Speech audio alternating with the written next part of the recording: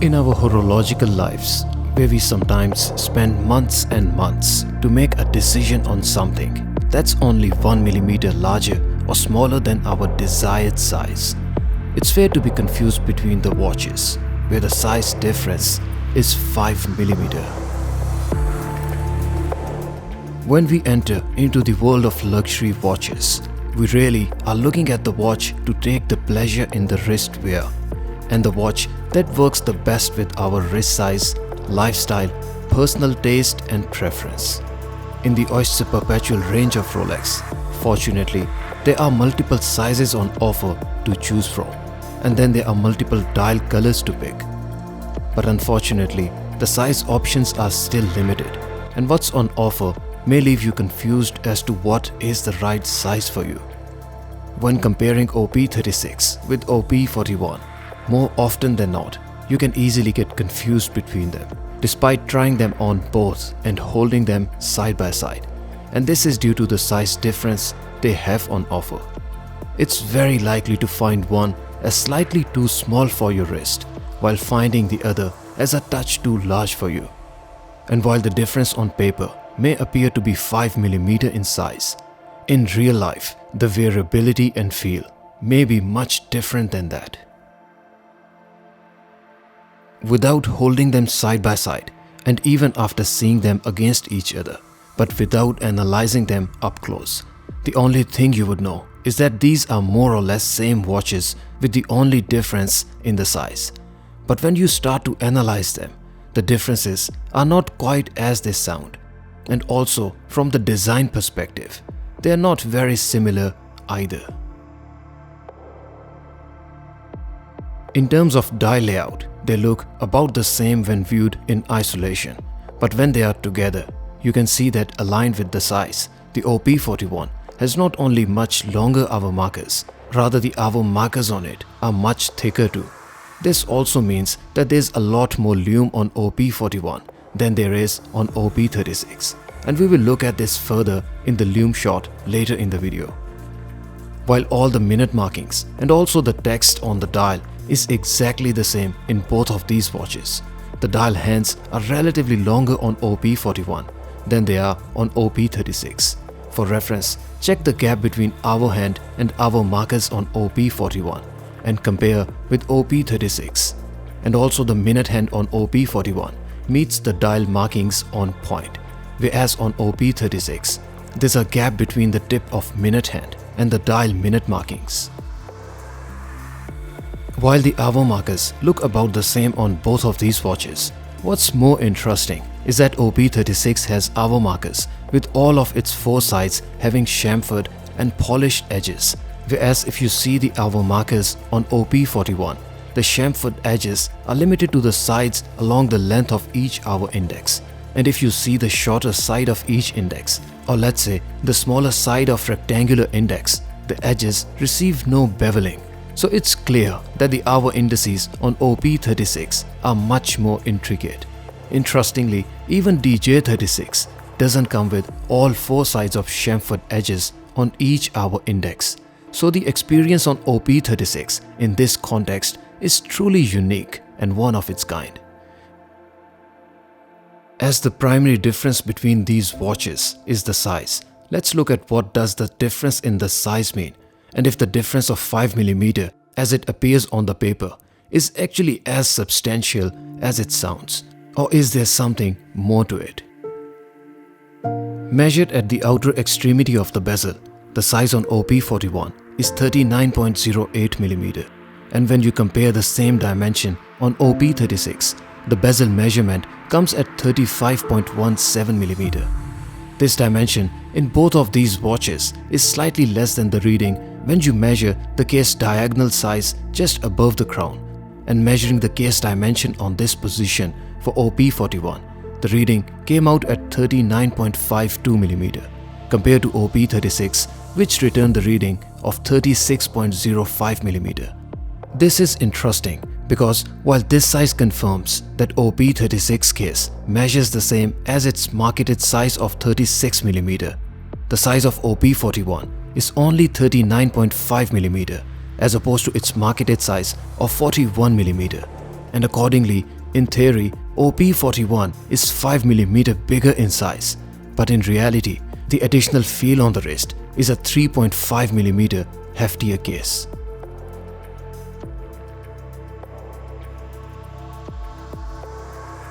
To measure the size of the dial on OP41, I measured the crystal on top, which is 33.43mm. And if you compare it with OP36, the size of crystal is 30.05mm. So the face of watch on OP41 is 3.4mm bigger than OP36.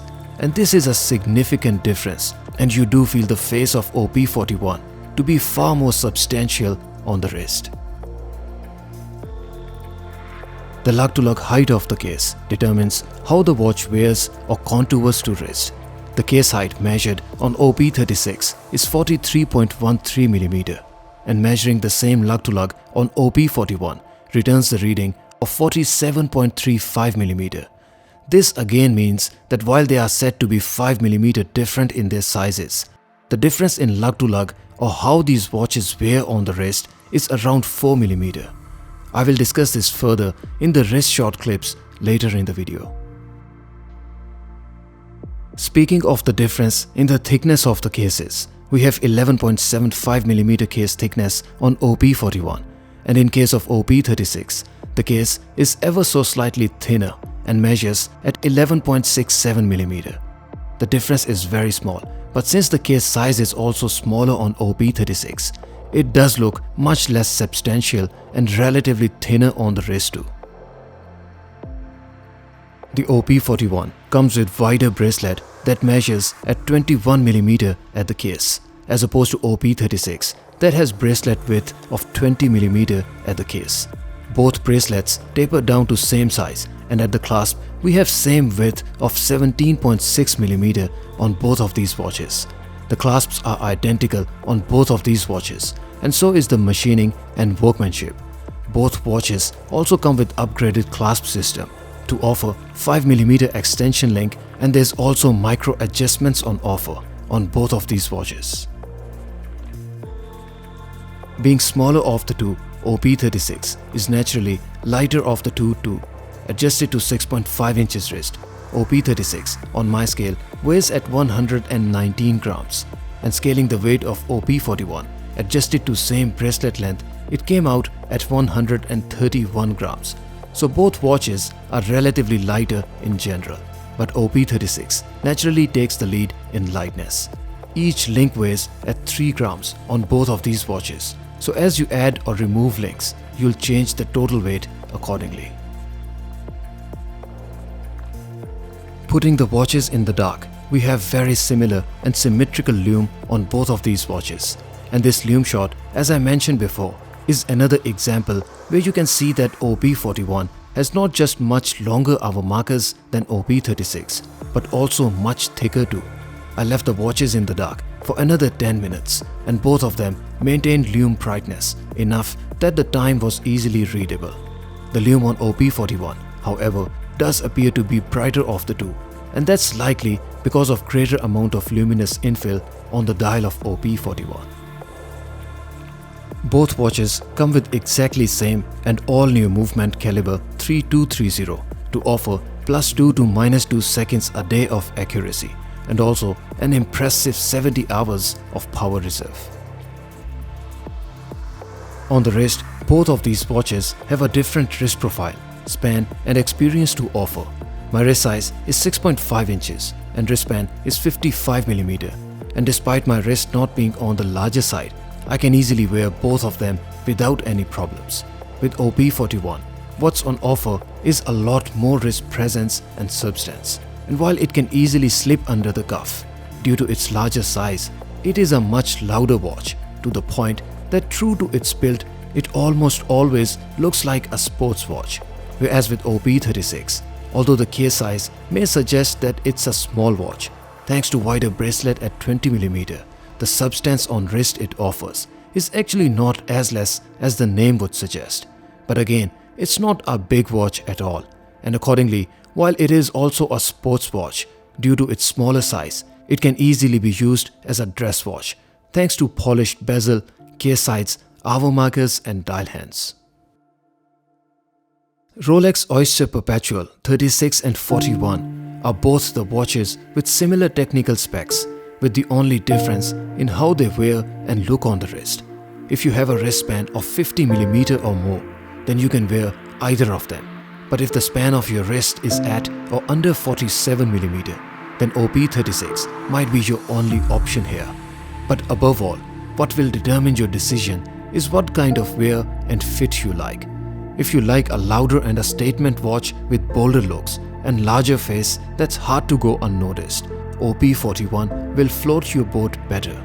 But if you want a quieter Rolex experience and a watch with understated size and form, the OP36 is indeed a quiet achiever between the two.